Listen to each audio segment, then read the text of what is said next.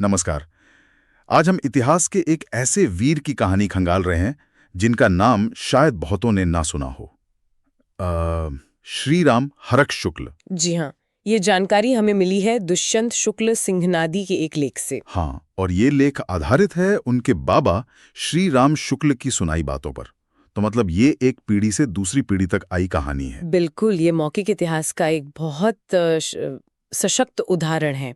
श्री राम हरक शुक्ल जी जन्म उनका 1890 में बाराबंकी के घटमापुर गांव में हुआ था। अच्छा। पिता तो बचपन में ही गुजर गए थे हैजे से, तो माँ रघुदेई जी ने ही पाला। सूर्यपुर स्टेट ने कुछ जमीन दी थी, उसी पर मुश्किलों से गुजारा होता था। और लेखक के बाबा श्री राम शुक्ल, जिनका जन्म 1900 में हुआ, उनका बचपन तो राम हरक जी की गोद में ही बीता। वो उन्हें मामा कहते थे। हाँ बिल्कुल, वही उन्हें पाठशाला ले जाते थे। और ये भी सुना है कि राम हरक जी में शारीरिक बल बहुत था। मतलब सिर्फ 16 साल की उम्र में अकेले 40 फीट गहरा कुआं खोद डाला। क्या बात है।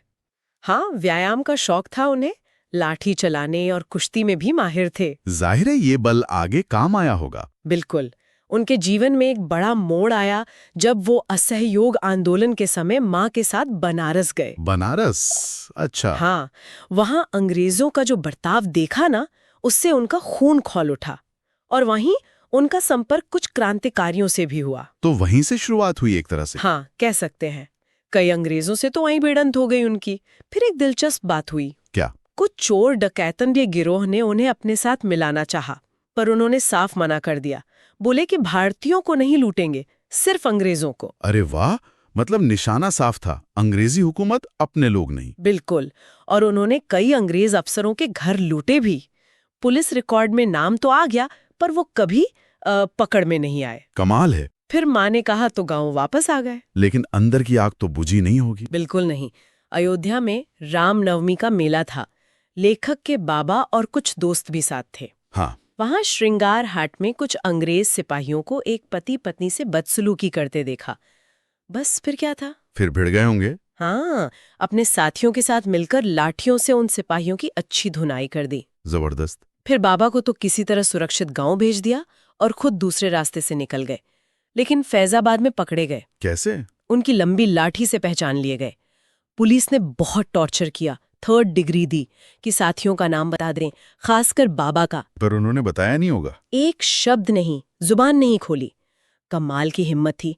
आखिरकार सबूत नहीं मिला तो 3 महीने बाद छोड़ना पड़ा। गजब का हौसला। और इसके बाद रुके नहीं होंगे। कहाँ रुकने वाले थे वो। गांव के पास ही रारी नदी पर फिर वही किस्सा।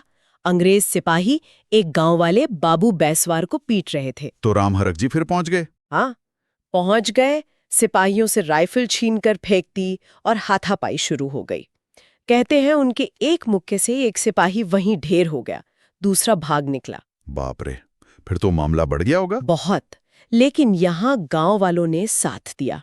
सबने मिलकर उस सिपाही का शव गुपचुप ठिकाने लगा दिया। किसी को पता नहीं चला। वाह, एकता देखिए। हाँ, फिर सूर्यपुर के राजा ने सलाह दी कि कुछ दिन भूमिगत हो जाओ। तो वो करीब 3 साल तक फरार रहे। पुलिस ने इनाम भी रखा, पर वो हाथ नहीं आए। 3 साल? पर आखिर कब तक? वही बात है, अंग्रेजों का दबाव राजा पे बढ़ने लगा और उन्होंने राम हरक जी की माँ की जमीन जब्त कर ली। ओहो, ये तो मजबूरी हो गई। हाँ, फिर राजा ने संदेशा भिजवाया कि वापस आ जाओ, वादा करते हैं कि प्राणदंड नहीं मिलेगा। तो राम हरक जी लौटे। परिवार से मिले होंगे। हाँ, माँ और बाबा से मिले। माँ को बाबा के सहारे छोड़ा और कहा कि उन्हें अपने किए पर कोई पछतावा नहीं बल्कि संतोष है। और फिर वो देवीगंज बाजार में राजा से मिलने गए।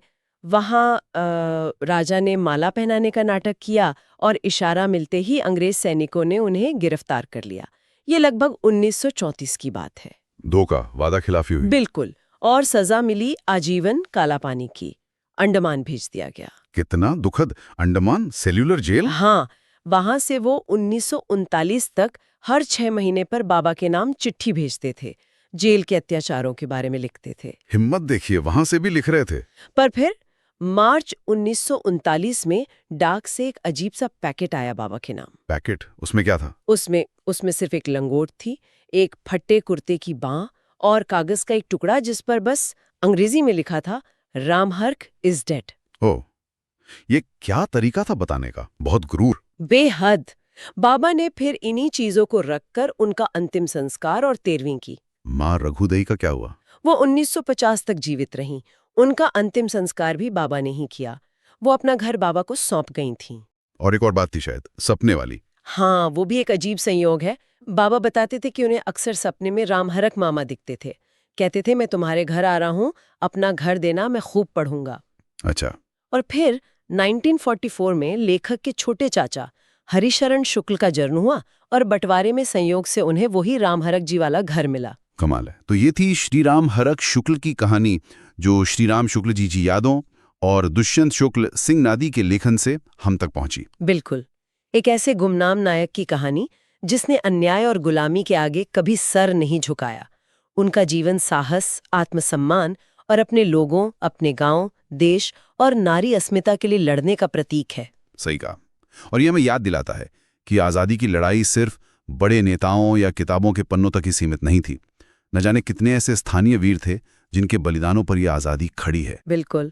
और अंत में ये सवाल मन में आता है कि श्री रामहरक शुक्ल जैसे कितने ही वीरों की कहानियां होंगी जो शायद हमेशा के लिए समय के साथ खो गईं। सोचने वाली बात है। ऐसे गुमनाम नायकों को याद करना आज भी हमें जुल्म के सामने अपने उसूलों पर टिके रहने और साहस दिखाने के बारे में क्या सिखाता है, ये विचारणीय है।